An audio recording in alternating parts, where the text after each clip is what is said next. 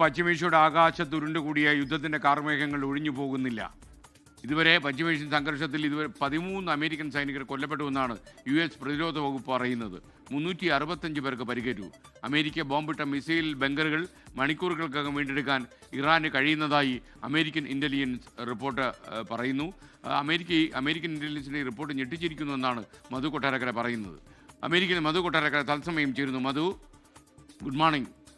പറയൂ മധു, ശരിക്കും ഈ യഥാർത്ഥത്തിൽ ഈ ഇറാൻ എന്ന് പറയുന്ന ഈ രാജ്യത്തിൻ്റെ ഒരു പ്രതിരോധ സ്ട്രാറ്റജിയെ തന്നെ അണ്ടർറൈറ്റ് ചെയ്യാൻ അമേരിക്കയ്ക്കായി എന്നാണോ നമുക്ക് മനസ്സിലാക്കേണ്ടത്? ഈ ചർച്ചകൾ നടക്കും തന്നെ പ്രസിഡന്റ് ട്രംപിന് ഇറാന്റെ ശക്തിയെപ്പറ്റി ഒരു സംശയമുണ്ടായിരുന്നു. അത് അദ്ദേഹത്തിന്റെ മനസാക്ഷി സൂക്ഷിപ്പുകാരൻ സ്റ്റീവ് വിറ്റ്കോഫിനെയായിരുന്നു ചർച്ചകൾക്കായിട്ട് ഏൽപ്പിച്ചിരുന്നത്.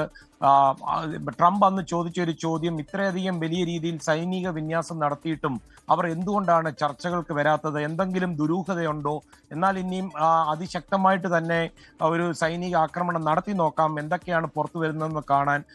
ഇപ്പോൾ ആ രീതിയിൽ തന്നെയാണ് കാര്യങ്ങൾ പോകുന്നതെന്ന് മനസ്സിലാക്കേണ്ടിയിരിക്കുന്നു. ഇപ്പോൾ സൈനിക വിക്ഷേപണ കേന്ദ്രങ്ങൾ അതിവേഗം തിരിച്ചു കൊണ്ടുവരാൻ പറ്റുമെന്നാണ് US ഇന്റലിജൻസ് റിപ്പോർട്ട് ചെയ്തതായിട്ട് ന്യൂയോർക്ക് ടൈംസ് അല്പസമയം മുമ്പ് പുറത്തുവിട്ടിരിക്കുന്ന വാർത്ത. അതുമാത്രമല്ല, അവരുടെ പല മിസൈൽ ലോഞ്ചിങ് സ്റ്റേഷൻസുകളും അത് ഫേക്ക് ആയിരുന്നു എന്നുള്ള റിപ്പോർട്ടുകളും ഇന്റലിജൻസ് റിപ്പോർട്ടിംഗിൽ വരുന്നുണ്ട്. നേരത്തെ സൂചിപ്പിച്ചതുപോലെ ഇറാനെതിരെ ഈ സൈനിക നടപടികൾക്കിടെ പരിക്കേറ്റ അമേരിക്കൻ സൈനികരുടെ എണ്ണം 365 ഉയർന്നതായിട്ട് പെന്റഗൺ പറയുന്നു.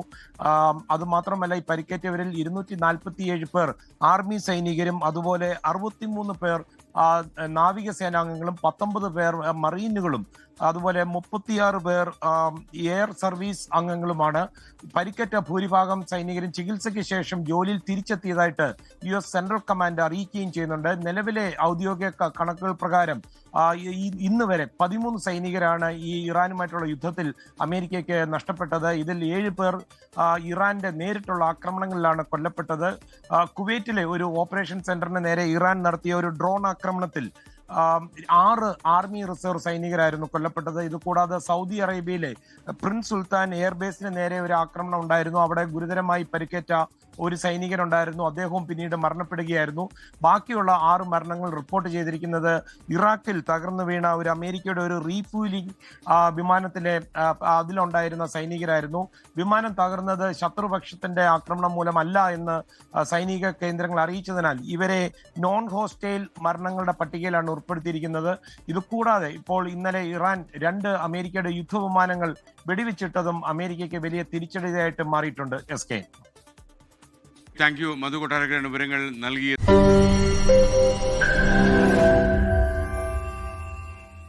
ലോകത്തെവിടെയായാലും ഏത് സമയത്തും 24 വാർത്തകളും ഓഗ്മെന്റഡ് റിയാലിറ്റി പാക്കേജുകളും എക്സ്പ്ലെയിനറുകളും വിശദമായി കാണാൻ ഞങ്ങളുടെ YouTube ചാനൽ നിങ്ങൾക്ക് സബ്സ്ക്രൈബ് ചെയ്യാം.